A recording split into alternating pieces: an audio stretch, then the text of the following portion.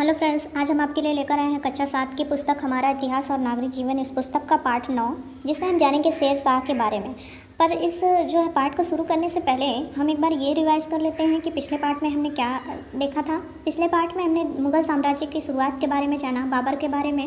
1526 से 1530 ईस्वी तक उसने शासन किया भारत में, और फिर उसके बाद उसका बेटा हुमायूं आया, और हुमायूं जो है उसने भी जो है शासन किया, परंतु वो जो है 1530 से 40 तक वो था, लेकिन फिर बीच में शेर शाह आ गया था और उसने उसे हरा दिया, और फिर वो सिंध होते हुए फारस चला गया था, और फिर वो 1555 ईस्वी में वापस आया था हुमायूं। लेकिन ये बीच में जो शेर शाह आया, ये इसने कैसे हराया मुग़ल को, और फिर ये जो है कैसे इसने अपनी सत्ता स्थापित की, इसके बारे में आज हम इस पाठ में जानेंगे।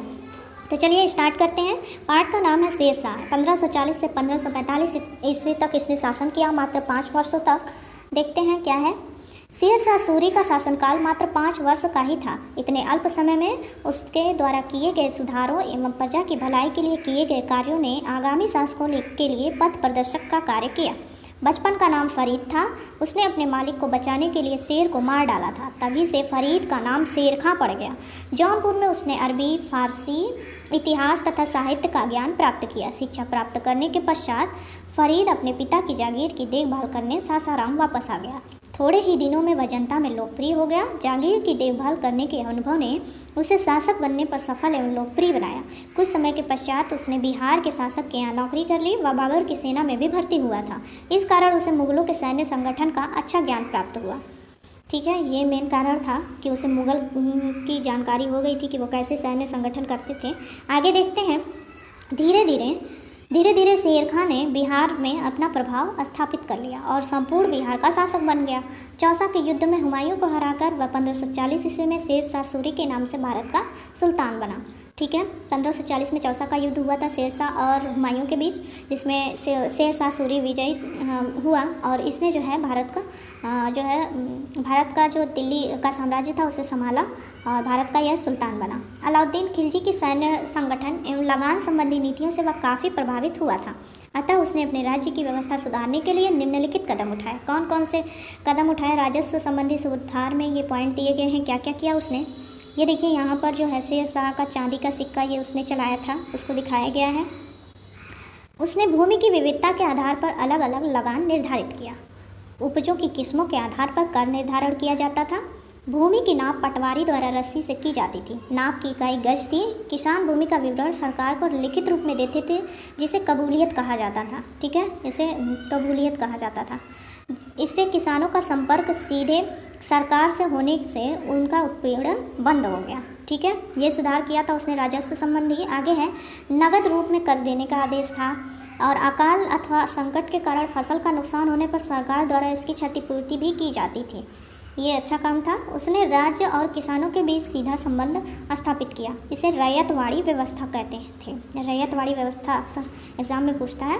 ठीक है, आगे देखते हैं। सैन्य संगठन और चुस्त प्रशासनिक व्यवस्था में क्या क्या उसने किया था, कैसे उसकी प्रशासनिक व्यवस्था चुस्त थी, अच्छी थी।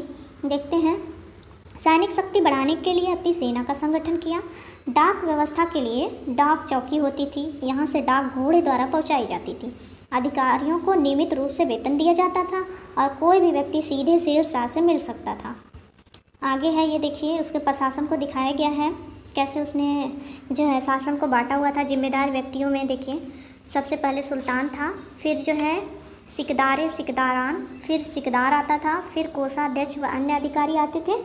ठीक है, और जो है मुखिया, पटवारी, चौकीदार, ये सब होते थे। ठीक है, यहाँ शासन जो है देखिए, प्रांत जो है केंद्र था, केंद्र को प्रांत कहा जाता था। कई सरकार को मिलाकर बनता था ये, और सरकार जो है कई परगनों को मिलाकर बनती थी, और परगना जो है कई ग्राम को मिलाकर बनते थे, और ग्राम जो है इकाई थी। ठीक है, आगे बढ़ते हैं। प्रजाहित के कार्य, इसने शेर शाह सूरी ने कौन कौन से प्रजाहित के कार्य किए थे उसको देखते हैं। सोनारगांव यानी बंगाल से पेशावर को जोड़ने वाली सड़क बनवाई, जिसे ग्रांड ट्रंक रोड कहते हैं। ठीक है, जीटी रोड, ये हम सब जानते हैं। आगे है, इससे यातायात और संचार व्यवस्था में गति आई। जीटी रोड से, ये जो है, ये रोड जो था ग्रांड ट्रंक रोड, ये जो है सोनारगांव यानी बंगाल से पेशावर को जोड़ता था। आगे है, बुरहानपुर तथा जौनपुर को दिल्ली से जोड़ दिया गया, इससे व्यापार को बढ़ावा मिला। सड़कों के दोनों ओर वृक्ष लगवाए, विश्राम के लिए सराय बनवाई तथा पानी के लिए कुएं खुदवाए। उसने शिक्षा के विकास के लिए कई मदरसे व मकतब भी खुलवाए।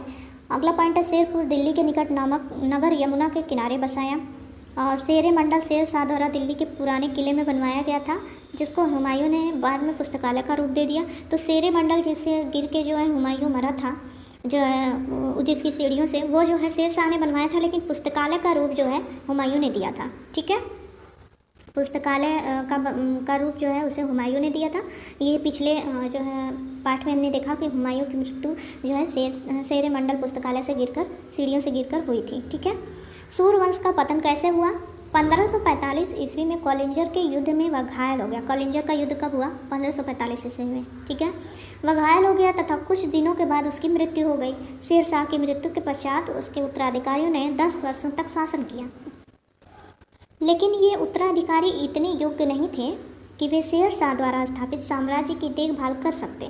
अंततः उनके हाथ से साम्राज्य निकल गया तथा उनके वंश का पतन हो गया। ये देखिए, शेर मंडल पुस्तकालय को दर्शाया गया है, यही था। आगे है, ये शेर शाह सूरी के साम्राज्य को दर्शाया गया है, कहाँ से कहाँ तक उसका शासन था। आगे बढ़ते हैं। शेर शाह सूरी ने यद्यपि मात्र 5 वर्ष के लिए शासन किया, परंतु उसने एक ऐसा सुदृढ़ प्रशासनिक व्यवस्था का ढांचा तैयार किया जिससे बाद में मुगलों को मुगल साम्राज्य की व्यवस्था को सुचारू रूप से चलाने में लाभ मिला। ये देखिए, शेर शाह का मकबरा दर्शाया गया है। सासाराम में स्थित शेर शाह का मकबरा स्थापत्य कला का सुंदर नमूना है। यह उसने अपने जीवन काल में निर्मित कराया था। तो ये शेर शाह का मकबरा कहाँ है? सासाराम में। ठीक है, ये देखिए, यहाँ पर उसके शासनकाल को दर्शाया गया है, समय रेखा उसके शेर शाह की।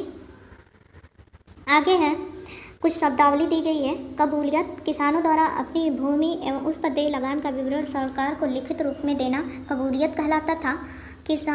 पट्टा, किसानों द्वारा प्राप्त उनके जीवन के विवरण के आधार पर उन्हें उनके ज़मीन के विवरण के आधार पर उन्हें पट्टा दिया जाता था, जिसमें जो है लगान की दर भी लिखी होती थी। इसे ही पट्टा कहते थे। ठीक है, सराय, यात्रियों, डाककर्मियों तथा अधिकारियों के ठहरने एवं विश्राम के लिए स्थान बनाया जाता था, उसे जो है सराय कहते थे। तो ये था पाठ 9। आगे हम आपके लिए लेकर आएंगे पाठ 10, जिसमें होगा अकबर का युग। जो है ये अकबर का युग महान माना जाता है इतिहास में। इतिहासकार इसे जो है बहुत महत्व की दृष्टि से देखते हैं। 1556 से 1605 ईस्वी तक था अकबर का युग। इसके बारे में देखेंगे कैसे उसने जो है शासन किया, और पानीपत की द्वितीय लड़ाई भी अकबर और जो है किसके बीच में हुई थी, इसको हम देखेंगे अगले पार्ट में। तो उसके लिए प्लीज़ चैनल को सब्सक्राइब करें, वीडियो को लाइक करें। Thank you.